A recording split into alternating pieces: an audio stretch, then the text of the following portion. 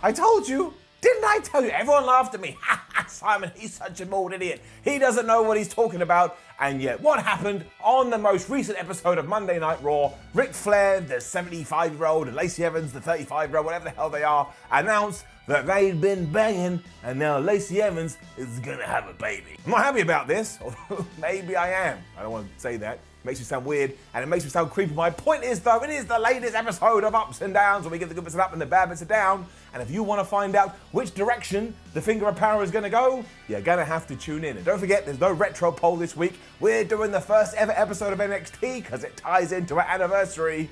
But yes, everybody prepare yourselves. Let's up those downs for Monday Night Raw.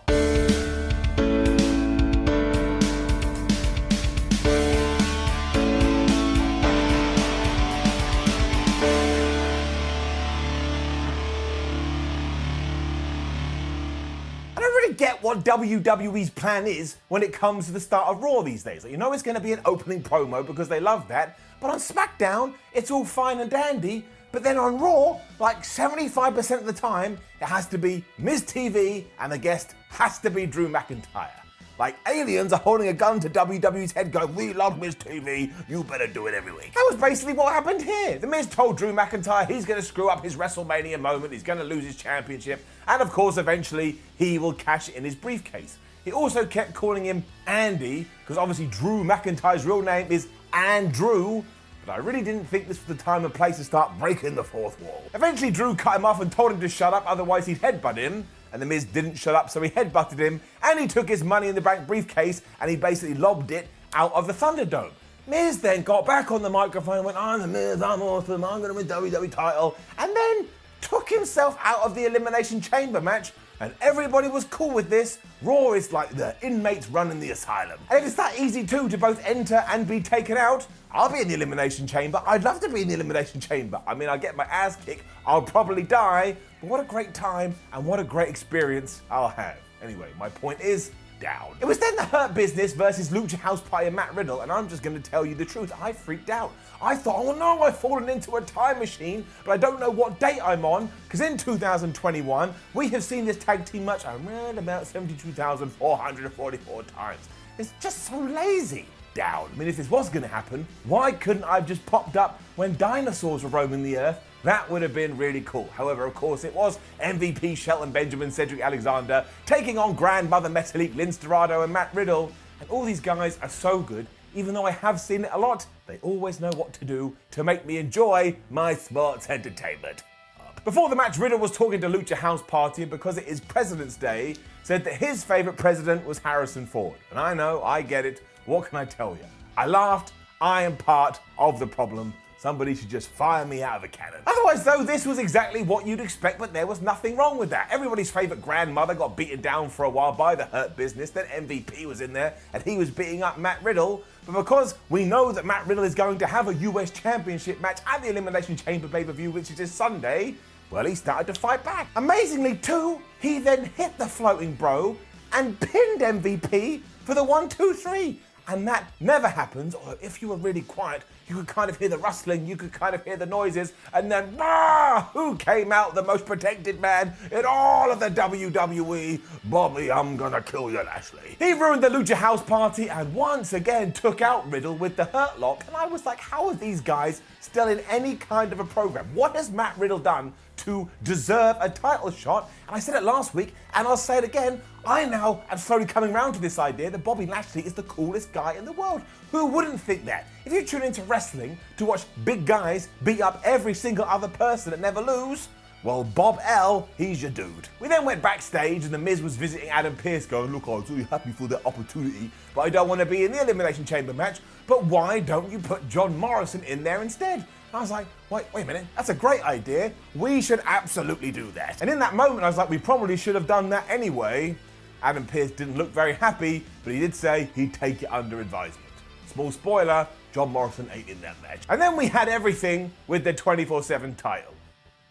Here's the thing. It all started with Mandy Rose talking to Bad Bunny, and because he's going to be on Saturday Night Live this week, she was trying to blag some merchandise. Then Damian Priest walked up, he's like, oh, Bad Bunny, you're my best friend, you know the deal. And then all of a sudden, even though he hasn't been on Raw in ages, Tozawa was attacking R-Truth and winning the 24/7 championship. And I'm sure you can already figure out what happened. Damian Priest beat up Tozawa, Bad Bunny made the cover, and your brand new 24/7 champion is, of course, Mr. Bunny. And yes, look, the 24/7 championship is absolutely done. We should retire it and move on to something else.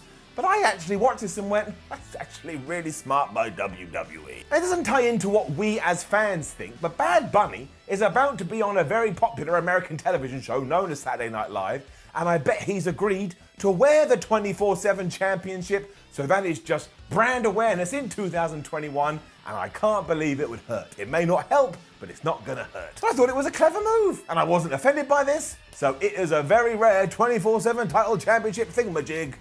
Raw then did get a little bit frustrated because the New Day went to Adam Pearce and they were like, you cannot tell me that you were going to put John Morrison in that match. He's not even a former world champion, whereas I, Kofi, Kingston am. The Miz just went poof and popped up from nowhere and went, well, actually, John Morrison was a former ECW world champion. And then everyone started to argue. And do you know how we're going to solve this? Later on, Kofi and The Miz are going to have a match. And if Kofi wins, he goes in the chamber. But if The Miz wins, John Morrison goes in there. That is 2 + 2 = fish. And I get it, John Morrison wasn't here on this evening. Miz had already said, oh, he's off making some crappy diss track over Bad Bunny. But just come up with a different plan. That makes no sense. In this moment too, I realized why the hell isn't Mustafa Ali getting involved in this? I mean, how perfect is that? 2 years ago, before Kofi Mania started, it was Mustafa Ali that was taken out of the Elimination Chamber. So I was like, well, I'm sure it's gonna tie in here. It did not. These Raw matches too are hilarious. From nowhere, we were just getting Asuka and Charlotte Flair versus Peyton Royce and Lacey Evans, because of course, Lacey and Charlotte are feuding, so who else have we associated with these ladies in the past? Oh, it's Asuka and it's Peyton Royce. Let's just smudge them all together. As it was Valentine's Day too, beforehand, Lacey Evans cut a promo on Charlotte, and she said, oh look, I've got one of these candy hearts that usually has a message on it, but this one says bite me. But if you looked really closely at the heart, it didn't even say anything. So why even bother? She also wanted to make the point that at the Elimination Chamber pay-per-view, she's going to beat Asuka for the Raw Women's Championship. But this is just a guess. I no longer think it's going to happen, because in the match, Charlotte Flair was beating up everyone. She beat up Peyton Royce. She beat up the LED screens in the Thunderdome. She beat up the referee. She beat up the commentary team. Some of that didn't happen. But when Lacey Evans got tagged in there, she was like, oh no, I don't want to do this. And she ran up the ramp. Now, obviously, the Queen went after her, but she wasn't able to attack because Lacey got on the microphone and, yes, going back to our intro, said, Charlotte, you can't attack me. Don't know who that is, but whatever. I'm pregnant. Ric Flair started to dance while saying, you can call me daddy, and I'm sorry, it's impossible not to laugh at that. It should be some kind of challenge on YouTube, but I did have a little meltdown in my house because yes, Lacey Evans and Ric Flair are now involved in a sexual relationship within the story, and yes, they are going to have a kid. It's been done now, and we can't undo it. At this point, I made sure to delete my Raw recording. That way, in the future, nobody can ever know that I watched this. And also, why the hell didn't they use protection? Why the hell do I have to answer these questions? I also think this meant the tag match ended with a oh no, she's pregnant stoppage, because it did just finish, and nobody told me why. And look, this actually, apparently, according to the internet, ties into the fact that Lacey Evans is pregnant, and genuinely, I think that's awesome. I hope she's well, I hope she's healthy, I hope she has a great pregnancy, and I also understand why WWE heard that, went, I know what we can do, we can tie it into the narrative. And look, yes, it's already got people talking, it was trending on Twitter, for goodness sake, but we can just keep this one nice and simple. In fact, I'll talk to the Finger of Power. Finger of Power, do I want to see this kind of story in my wrestling? Huh? No. He's got the answer. I'm giving it a down. Elderly man gets younger woman pregnant. Not for me, although it does kind of make things interesting for the women's division, because I was convinced that Lacey Evans was going to become the champion at Elimination Chamber.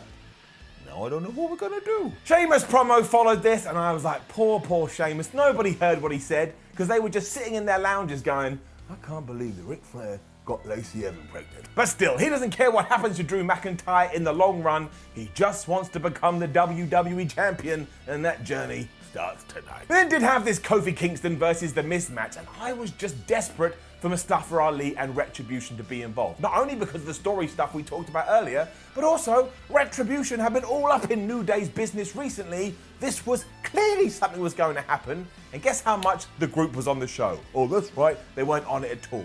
It is so aggravating, Dow. He could have finally gotten his revenge too, and that could have built into a match at the Chamber or a match at WrestleMania, but no, he was off, I don't know, tweeting or doing something else.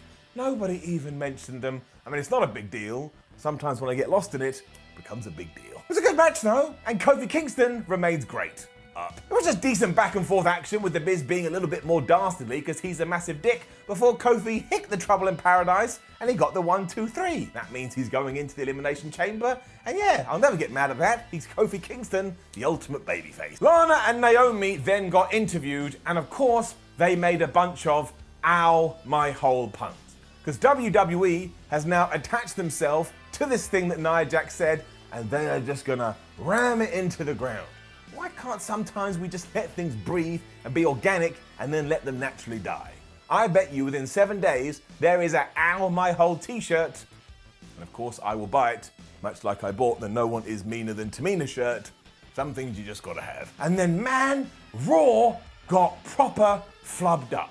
Randy Orton was cutting a promo and saying he's the best, he's going to kill everybody in the Elimination Chamber, he's going to go on to WrestleMania and become the champion because look, he's already proven that he'll do what it takes. He burned a man alive. I was like, that's a very good point, Randy Orton, I wouldn't trust you either. The turn came though, because halfway through he was interrupted by Alexa Bliss, who was in another room and it had, hell's coming to eat your brains or something like that in a signpost. And then when the camera pulled out, she was sat in one of those devil Pentagon, oh no, here comes a demon thing, I suppose saying that Bray Wyatt is going to come back from hell.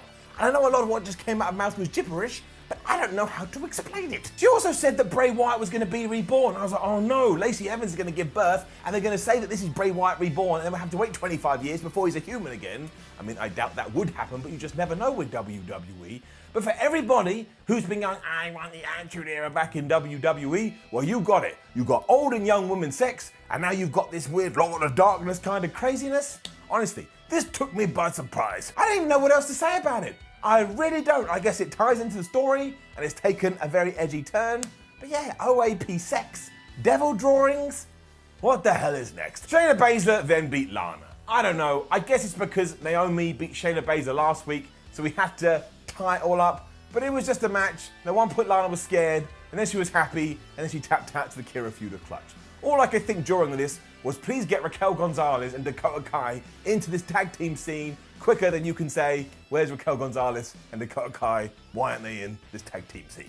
Down. We then just had more bizarre occurrences, because Braun Strowman walked up to Adam Pearce and went, "Why are you in the Elimination Chamber match?" It's like, Braun, we haven't seen you since the Royal Rumble. You can't just show up to work and start demanding things. Adam Pearce was then like, look, you know the deal. It's former WWE champions only. And when Braun said, well, I used to be a Universal Champion, Adam was like, no, I said WWE champions.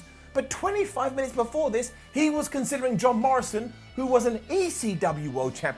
Why doesn't WWE read their own script? Just to make it odder too, Braun told Adam Pearce, well, you better go talk to Shane McMahon about this, because if you don't, I will, like he was the dad of the family, and he was going to tattletale. I tell you what's going to happen, I just know it, either at Fastlane or at WrestleMania, depending what we do with Sheamus, I think it's going to be Drew versus Braun Strowman.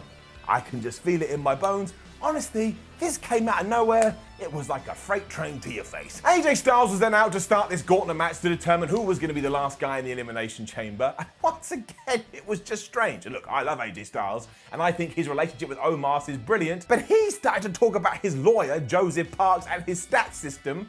And I don't think we've seen that in a year. Now, that was a mistake. Joseph Parks should have been teamed up with AJ Styles till the end of time. But if you'd only started watching Raw in 2021, you'd be like, well, who the hell was that?